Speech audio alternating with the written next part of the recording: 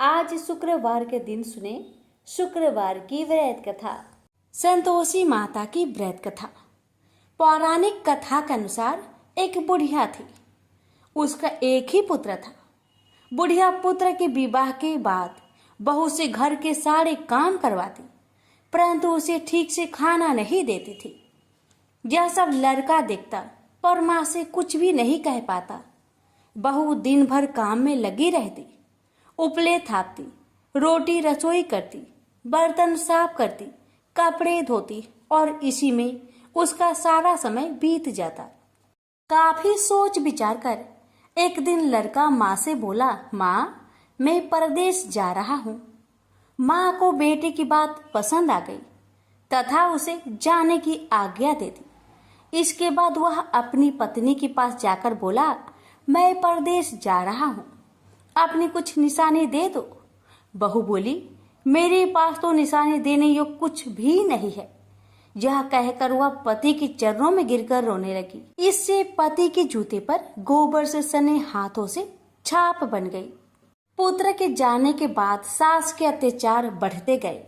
एक दिन बहू दुखी हो मंदिर चली गई। वहां उसने देखा कि बहुत सी स्त्रियां पूजा कर रही थी। उसने स्त्रियों से व्रत के बारे में जानकारी ली तो वे बोली कि हम संतोषी माता का व्रत कर रहे हैं। इससे सभी प्रकार के कष्टों का नाश होता है।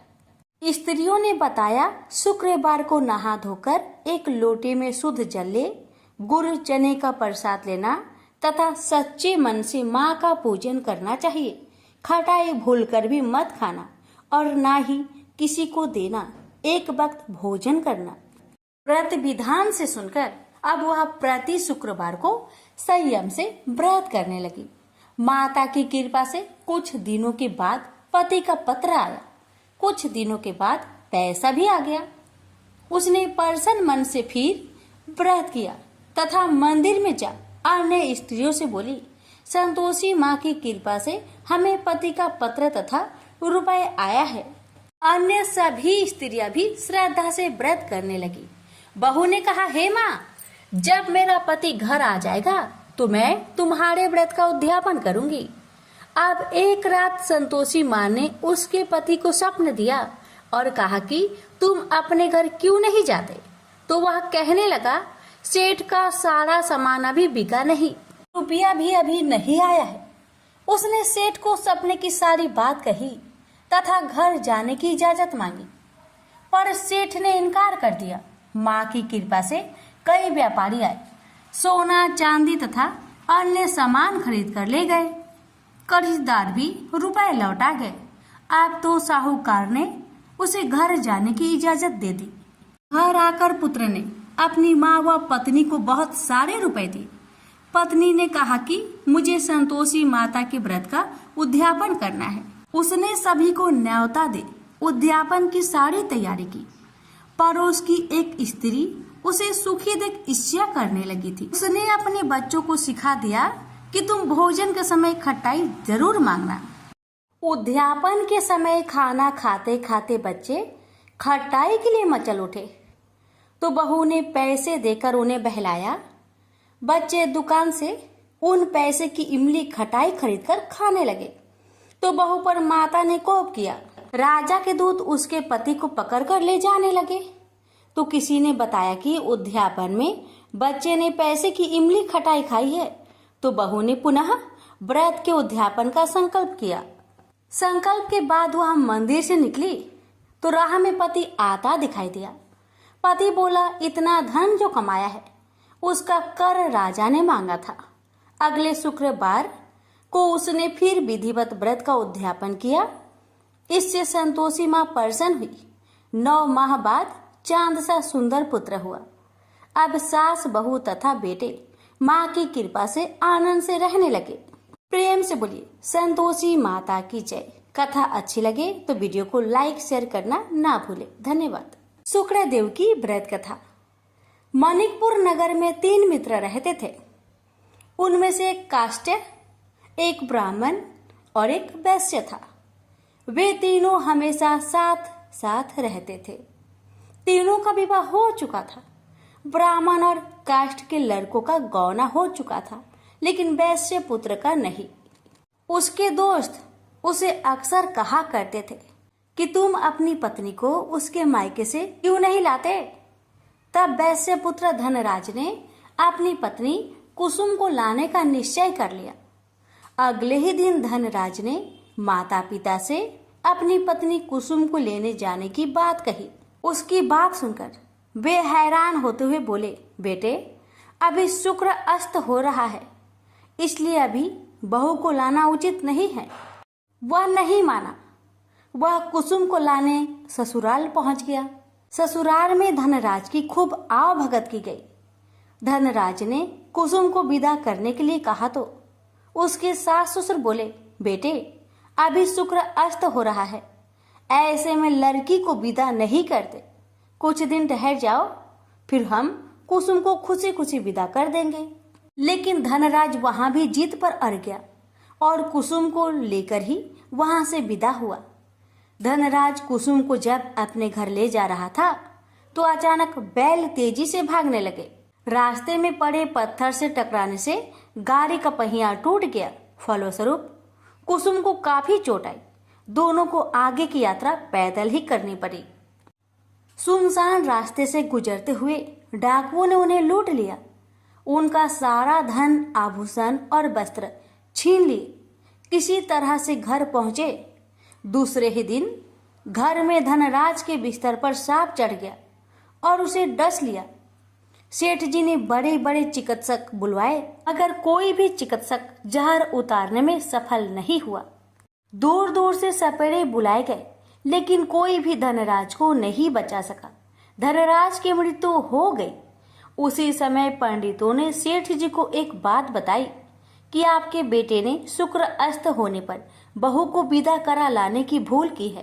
यदि आप शुक्रवार की पूजा अर्चना करें और बहू शुक्रवार का व्रत करे तथा कथा सुनकर प्रसाद ग्रहण करे तो शुक्र देवता की अनुकंपा से धनराज पुनः जीवित हो सकता है। सेठ जी ने पंडितों की बात मानकर अपने मृत बेटे और बहू को वापस उसके ससुराल भेज दिया। कुसुम ने अपने घर पहुंचकर शुक्रवार का व्रत और पूजा पाठ की। उसने अपने पति की गलती के लिए शुक्र देवता से क्षमा मांगी। फलस्वरूप धनराज जीवित हो उठा। धनराज के जीवित हो जाने से घर में खुशियां भर गई। उधर धनराज के माता पिता ने बेटे के जीवित होने का समाचार सुना तो शुक्रवार का व्रत किया और गरीबों को अन्न, वस्त्र और धन का दान किया। शुक्र के उदय होने पर धनराज अपनी पत्नी कुसुम के साथ घर लौट आया। दोनों पति पत्नी शुक्रवार का विधिवत व्रत करते हुए शुक्र की पूजा करने लगे। उनके घर में धन्य धान्य की वर्षा होने लगी। उनके सभी कष्ट दूर होते चले गए। परिवार में सभी आनंद पूर्वक रहने लगे। एक समय की बात है। काशी निवासी धनंजय की पत्नी का नाम सुलक्षणा था। उसे अन्य सब सुख प्राप्त थे, केवल निर्धनता ही उसके दुख का एकमात्र कारण थी। यह दुख उसे हर समय सताता रहता था। एक दिन सुलक्षणा पति से बोली, स्वामी आप कुछ उद्यम करो तो काम चले। इस प्रकार कब तक काम चलेगा? सुलक्षणा की बात धनंजय के मन में बैठ गई और वह उसी दिन विश्वनाथ शंकर जी को प्रसन्न करने के लिए बैठ गया और कहने लगा, हे देवाधिदेव विश्वेश्वर, मुझे पूजा पाठ कुछ नहीं आता है, केवल आपके भरोसे बैठा हूँ। इतनी विनती करके वह 2-3 दिन भूखा प्यासा बैठा रहा। यह देखकर भगवान शंकर ने उसके कान में अन्नपूर्णा अन्नपूर्णा अन्नपूर्णा इस प्रकार 3 बार कहा। यह कौन क्या कह गया? इसी सोच में धनंजय पड़ गया कि मंदिर से आते ब्राह्मणों को देखकर पूछने लगा, पंडित जी अन्नपूर्णा कौन है? ब्राह्मणों ने कहा, तू अन्न छोड़कर बैठा है, सो तुझे अन्न की बात सूझती है, जा घर जाकर अन्न ग्रहण कर। धनंजय घर गया, स्त्री से सारी बात कही। वह बोली, नाथ चिंता मत करो, स्वयं शंकर जी ने यह मंत्र दिया है, वे स्वयं ही खुलासा करेंगे, आप फिर जाकर उनकी आराधना करो। धनंजय फिर जैसा कि तैसा पूजा में बैठ गया। रात्रि में शंकर जी ने आज्ञा दी और कहा, तू पूर्व दिशा में चला जा, वहां अन्नपूर्णा का नाम जपता जाता और रास्ते में फल खाता, झरनों का पानी पीता जाता। इस प्रकार कितने ही दिनों तक चलता गया। वहां उसे चांदी सी चमकती वन की शोभा देखने में आई। सुंदर सरोवर देखने में या उनके किनारे कितनी ही अप्सराएं झुंड बनाए बैठी थी। एक कथा सुनाती और सब मिलकर माँ अन्नपूर्णा इस प्रकार बार बार कहती थी। जहाँ अगहन मास की उजेली रात्रि थी और आज से ही व्रत का प्रारंभ था। जिस शब्द की खोज करने वह निकला था वह उसे वहां सुनने को मिला। धनंजय ने उसके पास जाकर पूछा, हे देवियों, आप यहाँ क्या करती हो? उन सब ने कहा, हम माँ अन्नपूर्णा का व्रत करती हैं। धनंजय ने पूछा, व्रत पूजा करने से क्या होता है? यह किसी ने किया भी है? इसे कब किया जाए? कैसा व्रत है और कैसी विधि है? मुझसे भी विस्तार से बताओ। वे कहने लगी, इस व्रत को सब कोई कर सकते हैं। 21 दिन तक के लिए 21 गांठ का सूत लेना चाहिए। 21 दिन यानी न बने तो एक दिन उपवास करे, या भी ना बने तो केवल कथा सुनकर प्रसाद ले। निराहार रहकर कथा कहे, कथा सुनने वाला कोई न मिले तो पीपल के पत्तों को रख, चौपाड़ी या घृत कुमारी वृक्ष को सामने कर, दीपक को साक्षी कर, सूर्य, गाय, तुलसी या महादेव को बिना कथा सुनाए मुख में दाना न डाले। यदि भूल से कुछ पड़ जाए तो एक दिवस फिर उपवास करे। व्रत के दिन क्रोध न करे और झूठ ना बोले। धनंजय बोला, इस व्रत के करने से क्या होगा? वे कहने लगी, इसके करने से अंधों को नेत्र मिले, लुल्लू को हाथ मिले, निर्धन के घर धन आए, बाझिन को संतान मिले, मूर्ख को विद्या आए। जो जिस कामना से व्रत करे माँ उसकी इच्छा पूरी करती है। वह कहने लगा, बहनों, मेरे पास भी धन नहीं है, विद्या नहीं है, कुछ भी तो नहीं है। मैं तो दुखिया ब्राह्मण हूँ, मुझे इस व्रत का सूत दोगी? हाँ भाई, तेरा कल्याण हो, हम तुम्हें अवश्य देंगे। ले, इस व्रत का मंगल सूत्र ले। धनंजय ने व्रत किया। व्रत पूरा हुआ। तभी सरोवर में से 21 खंड की स्वर्ण सीढ़ी हीरा मोती जड़ी हुई प्रकट हुई। धनंजय अन्नपूर्णा अन्नपूर्णा कहता जाता था। इस प्रकार कितनी ही सीढ़ियां उतर गया तो क्या देखता है कि करोड़ों सूर्य से प्रकाशमान अन्नपूर्णा का मंदिर है। उसके सामने स्वर्ण सिंहासन पर माता अन्नपूर्णा विराजमान है। सामने भिक्षा हेतु शंकर भगवान खड़े हैं। देवांगनाएं चवर डुलाती है, कितनी ही हथियार बांधे पहरा देती है। धनंजय दौड़कर जगदम्बा के चरणों में गिर गया। देवी उसके मन का कलेश जान गई। धनंजय कहने लगा, माता, आप तो अंतर्यामी हो, आपको अपनी दशा क्या बताऊं? माता बोली, मेरा व्रत किया है, जा, संसार तेरा सत्कार करेगा। माता ने धनंजय की जिह्वा पर बीज मंत्र लिख दिया। अब तो उसके रोम रोम में विद्या प्रकट हो गई। इतने में क्या देखता है कि वह काशी विश्वनाथ के मंदिर में खड़ा है। माँ का वरदान ले धनंजय घर आया। सुलक्षणा से सब बात कही। माता जी की कृपा से उसके घर में संपत्ति उमड़ने लगी। छोटा सा घर बहुत बड़ा गिना जाने लगा। जैसे शहद के छत्तों में मक्खियां जमा होती है, उसी प्रकार अनेक सगे संबंधी आकर उसकी बड़ाई करने लगे। कहने लगे, इतना धन और इतना बड़ा घर, सुंदर संतान नहीं हो तो इस कमाई का कौन भोग करेगा? सुलक्षणा से संतान नहीं है, इसलिए तुम दूसरा विवाह करो। अनिच्छा होते हुए भी धनंजय को दूसरा विवाह करना पड़ा और सुलक्षणा को सौत का दुख उठाना पड़ा। इस प्रकार दिन बीतते गए और अगहन मास आया। नए बंधन से बंधे पति से सुलक्षणा ने कहलाया कि हम व्रत के प्रभाव से सुखी हुए हैं, इस कारण यह व्रत छोड़ना नहीं चाहिए। यह माता जी का प्रताप है जो हम इतने संपन्न और सुखी हैं। सुलक्षणा की बात सुन धनंजय उसके यहाँ आया और व्रत में बैठ गया। नई बहू को इस व्रत की खबर नहीं थी। वह धनंजय की आने की राह देख रही थी। दिन बीतते गए और व्रत पूर्ण होने में 3 दिवस बाकी थे कि नई बहू को खबर पड़ी। उसके मन में ईर्ष्या की ज्वाला दहकने लगी थी। सुलक्षणा के घर आ पहुंची और उसने वहां भगदड़ मचा दी। वह धनंजय को अपने साथ ले गई। नए घर में धनंजय को थोड़ी देर के लिए निंद्रा ने आ दबाया। इसी समय नई बहू ने उसका व्रत का सूत तोड़कर आग में फेंक दिया। अब तो माता जी का कोप जाग गया। घर में अकस्मात आग लग गई। सब कुछ जलकर खाक हो गया। सुलक्षणा जान गई और पति को फिर अपने घर ले आई। नई बहू रूठकर माता पिता के घर जा बैठी। पति को परमेश्वर मानने वाली सुलक्षणा बोली, नाथ घबराना नहीं, माता जी की कृपा अलौकिक है।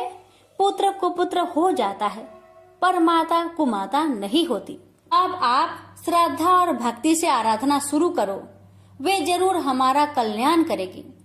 धनंजय फिर माता के पीछे पड़ गया। फिर वही सरोवर सीढ़ी प्रकट हुई। उसमें माँ अन्नपूर्णा कहकर वह उतर गया। वहां जा माता जी के चरणों में रुदन करने लगा। माता प्रसन्न होकर बोली, यह मेरी स्वर्ण की मूर्ति ले, उसकी पूजा करना, तू फिर सुखी हो जाएगा।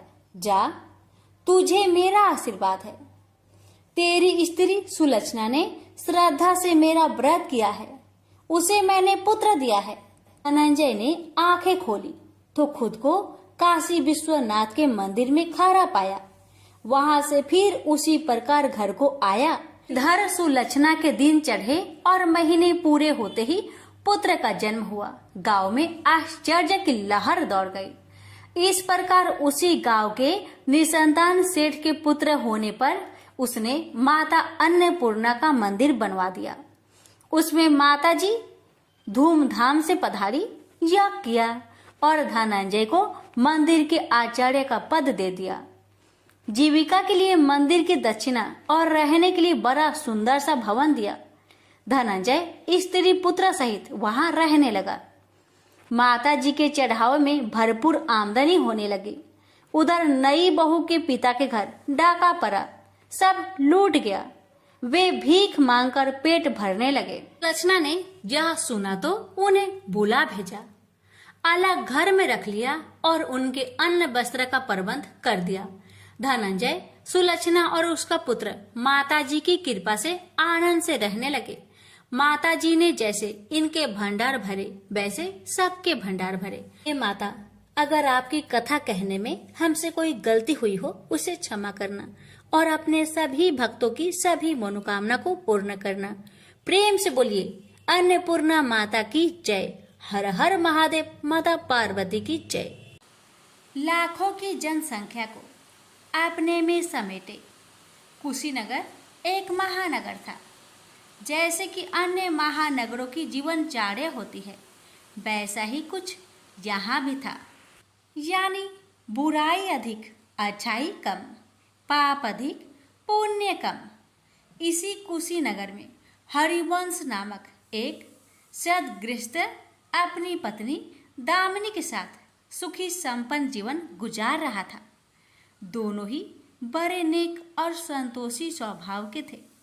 धार्मिक कार्य अनुष्ठानों में उनकी अपार श्रद्धा थी। दुनियादारी से उनका कोई विशेष लेना देना नहीं था। अपने में ही मगन गृहस्थ की गाड़ी खींचे चले जा रहे थे दोनों। किसी ने ठीक ही कहा है, संकट और अतिथि के आने के लिए कोई समय निर्धारित नहीं होता। कुछ ऐसा ही हुआ दामिनी के साथ। जब उसका पति हरिवंश न जाने कैसे बुरे लोगों की संगत में फंस गया और घर गृहस्थी से उनका मन उचट गया। देर रात शराब पीकर घर आना और गाली गलौज तथा मारपीट करना उसका नित्य का नियम सा बन गया था। जुए, राटे, रेस तथा वैश्यगमन जैसे बुरे कर्म भी कुसंगति के बदौलत उसके पल्ले पड़ गए।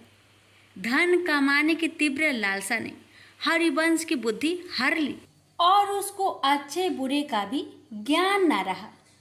घर में जो कुछ भी था सब उसके दुर्व्यसनों की भेंट चढ़ गया। जो लोग पहले उसका सम्मान करते थे अब उसे देखते ही रास्ता बदलने लगे। भूखमरी की हालत में भिखमंगों के समान उनकी स्थिति हो गई। लेकिन दामिनी बेहद संयमी और आस्थावान तथा संस्कारी स्त्री थी। ईश्वर पर उसे अटल विश्वास था। वह जानती थी कि यह सब कर्मों का फल है। दुख के बाद सुख तो एक दिन आना ही है। अचानक एक दिन दोपहर के समय द्वार पे हुई दस्तक की आवाज सुनकर दामिनी की तंद्रा भंग हुई।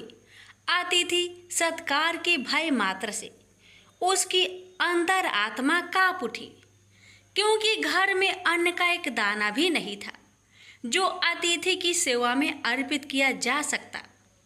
फिर भी संस्कारों की ऐसी प्रबलता थी कि उसका मन अतिथि सत्कार को उद्धत हो उठा। उसने उठकर द्वार खोला, देखा सामने एक दिव्य पुरुष खड़ा था। बड़े बड़े घुंघराले श्वेत केश, चेहरे को ढके हुए लहराती दाढ़ी, गेरुए वस्त्रों का आवरण पहने उसके चेहरे से तेज टपक पड़ रहा था। आंखों मानो अमृत सी वर्षा कर रही थी।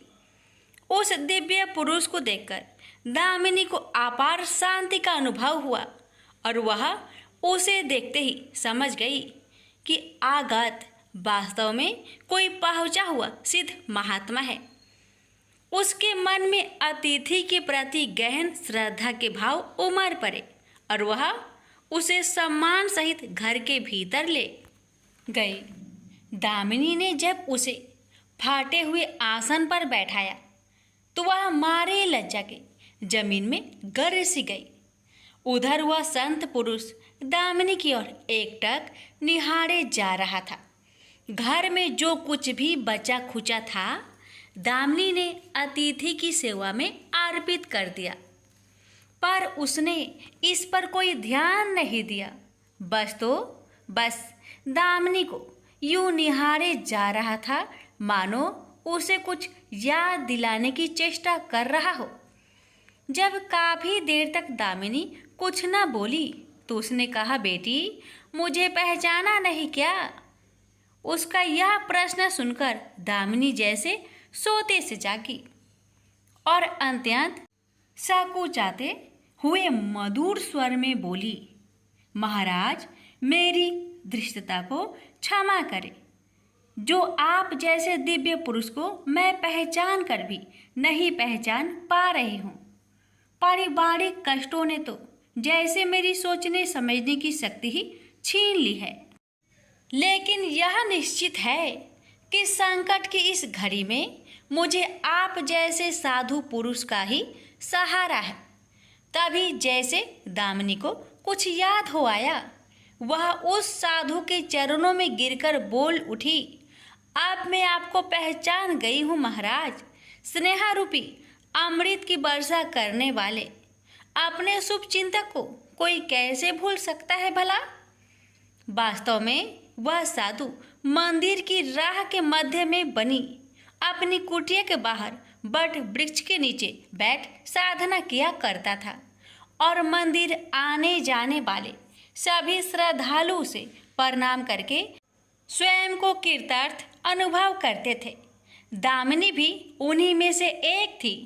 जब पिछले काफ़ी दिनों से उसने उसे मंदिर की ओर आते जाते नहीं देखा तो उसकी कुशल क्षेम जानने के लिए पूछताछ करते हुए उसके घर की ओर आ निकला था। दामिनी अभी अपनी सोचों में ही डूबी हुई थी कि साधु महाराज ने मौन भंग किया। क्या कारण है पुत्री, तू आजकल मंदिर आती जाती दिखाई नहीं पड़ती। तुझे जो भी कष्ट है मुझे बता, शायद मैं तेरी कुछ सहायता कर सकूं। व्यक्ति दुखों के बोझ तले दबा हो तो ऐसे में सहानुभूति के दो बोल ही काफी होते हैं।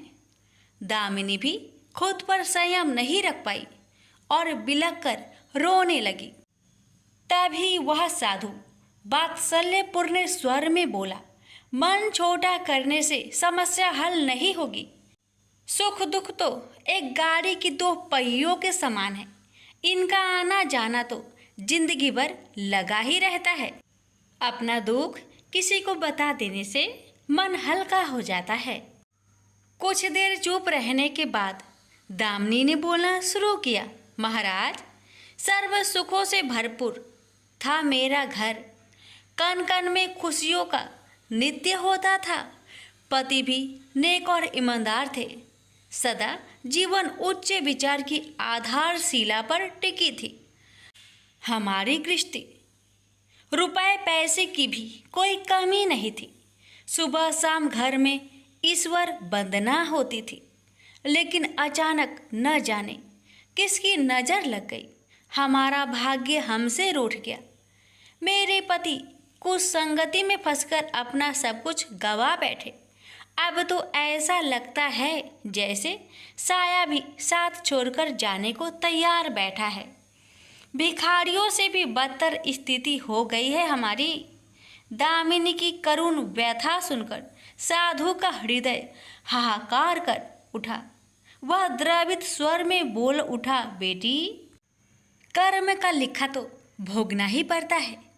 तुम्हारे कष्टों का भी कर्मों से नाता है, लेकिन तुम चिंता ना करो, सब कुछ पहले जैसा हो जाएगा। दुख के बाद ही सुख आता है। दुख सहे बिना सुख की सच्ची अनुभूति हो ही नहीं सकती। तुम माँ लक्ष्मी के प्रति श्रद्धा जारी रखो। सबका उद्धार करने वाली प्रेम का छलकता सागर है माँ लक्ष्मी। अपने भक्तों पर सदैव उनकी कृपा दृष्टि रहती है। तुम संपूर्ण आस्था के साथ माँ वैभव लक्ष्मी का व्रत करना शुरू करो, तुम्हारी साधना अवश्य रंग लाएगी। दामिनी एक संस्कारी स्त्री थी। धर्म कर्म में उसकी अगाध आस्था थी। माँ वैभव लक्ष्मी के व्रत की बात सुनकर उसका चेहरा दमक उठा। बोली, महाराज, यदि इस व्रत को करने से मेरे परिवार पर आई विपदा टल सकती है तो मैं इसे जरूर करूँगी। आप मुझे बताएं कि इस व्रत को कब और कैसे किया जाता है। साधु महाराज दामिनी की भक्ति भावना देखकर प्रसन्न होकर बोले, बेटी, सारे जगत का कल्याण करने वाली माँ वैभव लक्ष्मी के व्रत की विधि में जन कल्याण तुम्हें बता रहा हूँ। प्रत्येक शुक्रवार को यह व्रत किया जाता है। सर्वप्रथम जितने शुक्रवार को यह व्रत करना हो, उसका संकल्प लेकर माँ वैभव लक्ष्मी को मन ही मन प्रणाम करें। स्नान आदि से निवृत्त होकर स्वच्छ धवल वस्त्र पहनकर पूरब दिशा की ओर मुख करके आसन पर बैठे। सामने एक चौकी पर चावल की एक ढेरी लगाकर उस पर पानी से भरा कलश स्थापित करें, जो तांबे का होना चाहिए। कलश को कटोरी से ढक दे और उस कटोरी में कोई भी स्वर्ण भूषण रखे। सोना ना हो तो चांदी का आभूषण रखे, वह भी पास ना हो तो रुपए का सिक्का भी काम दे सकता है। शुद्ध घी का दीपक तथा अगरबत्ती जलाए और मन ही मन पूर्ण श्रद्धा के साथ माँ वैभव लक्ष्मी का जाप करते रहे। श्री यंत्र माँ लक्ष्मी का प्रिय यंत्र है, उसे सत सत नमन करें। श्रीयंत्र उपलब्ध ना हो तो पुस्तक में दिए उसके स्वरूप से काम चल जाएगा। साथ ही माँ वैभव लक्ष्मी के सभी स्वरूप को नमस्कार करें। इनकी सभी छवियां पुस्तक में दी गई होगी। कटोरी में रखे गहने या रुपए पर हल्दी, कुमकुम तथा आछत अर्पित करें। कोई भी मिष्टान प्रसाद के रूप में रखे संभव ना हो पाए तो गुड़ या शक्कर से भी काम चल सकता है। फिर श्रद्धापूर्वक माँ की आरती करके 14 बार प्रेम सहित बोले, जय माँ वैभव लक्ष्मी। माँ वैभव लक्ष्मी मेरी मनोकामना पूरी करे, ऐसा संकल्प लेकर सच्चे मन से माँ से विनती करे। प्रसाद बांटे और स्वयं भी ग्रहण करे। दिन में एक बार स्वास्तिक भोजन करे। यदि संभव हो तो उपवास रखे। पूजा में रखा गहना या रुपए लाल कपड़े में लपेटकर सुरक्षित रख ले। यह आगे आने वाले शुक्रवार को पूजा में काम आएगा। कलश में भरा जल तुलसी के पौधे को समर्पित कर दे तथा अछत पंछियों को आहार स्वरूप डाले। ऐसी शास्त्रोक्त विधि से व्रत करने वाले को शीघ्र फल मिलता है। साधु महाराज के मुख रविंद्र से यह वृत्तांत सुन दामिनी पुलकित हो उठी। उनके चरण स्पर्श कर उत्साहित स्वर में बोली, अब लगे हाथ उद्यापन की विधि भी बता दे महाराज। इसके बिना तो व्रत अधूरा ही रह जाएगा। अवश्य बेटी, कहकर साधु महाराज उद्यापन की विधि बताने लगे। चाहे जितने भी शुक्रवार प्राय 11 या 21 व्रत करने का संकल्प लिया हो, लेकिन मन में माँ वैभव लक्ष्मी के प्रति श्रद्धा तथा आस्था बारंबार बनी रहनी चाहिए। जिस दिन अंतिम शुक्रवार का व्रत हो उस दिन शास्त्रोक्त विधि से उद्यापन किया जाता है।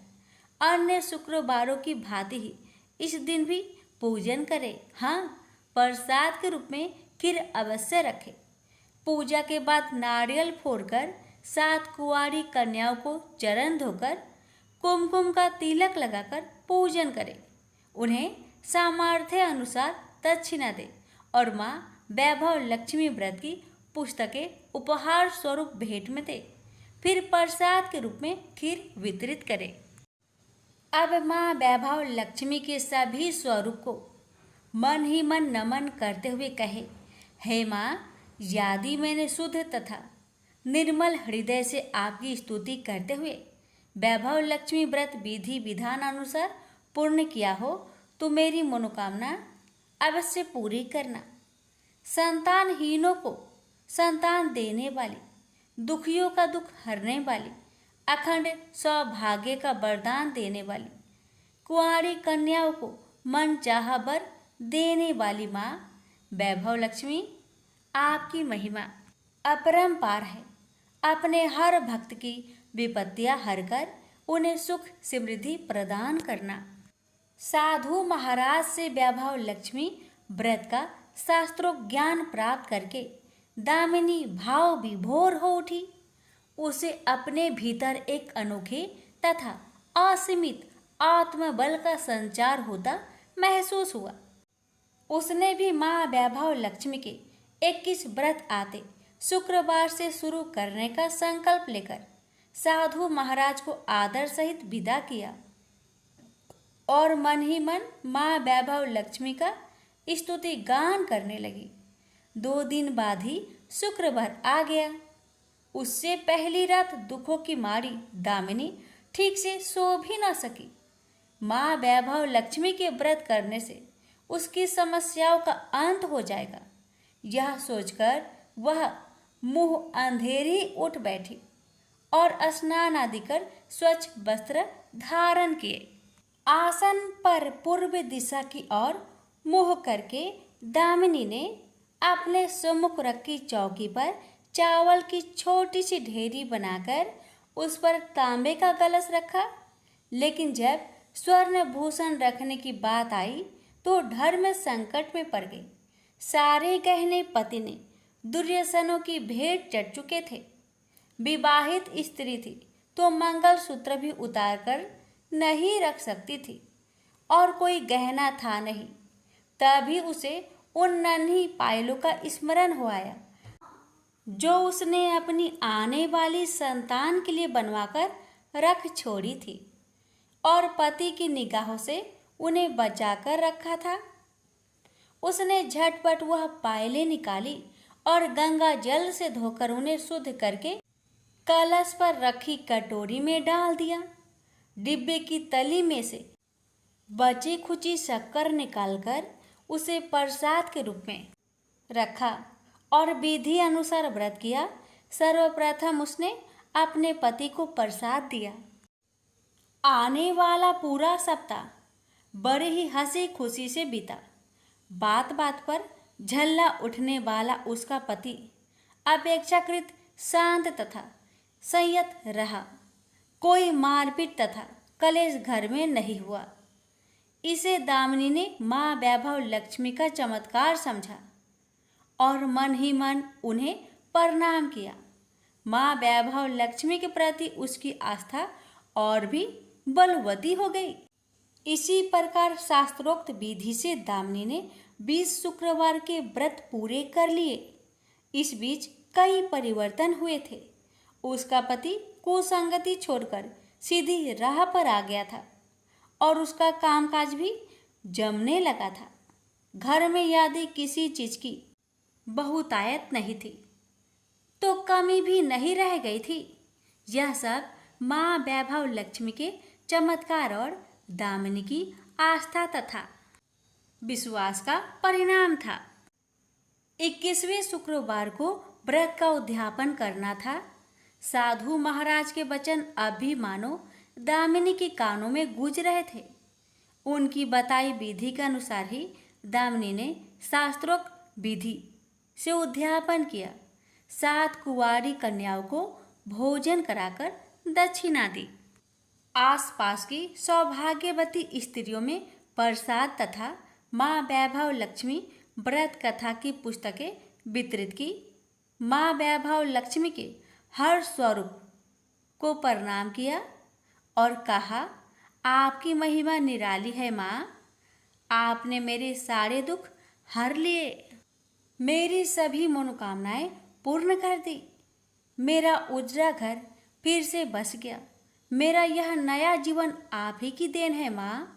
मैं आजीवन आपकी पूजा अर्चना करूंगी और दूसरों को भी आपकी महिमा से अवगत कराकर वैभव लक्ष्मी के व्रत रखने के लिए प्रेरित करूंगी। बोलो जय माँ वैभव लक्ष्मी, आपकी सदा ही जय हो। वीडियो को लाइक शेयर करना ना भूलें। धन्यवाद।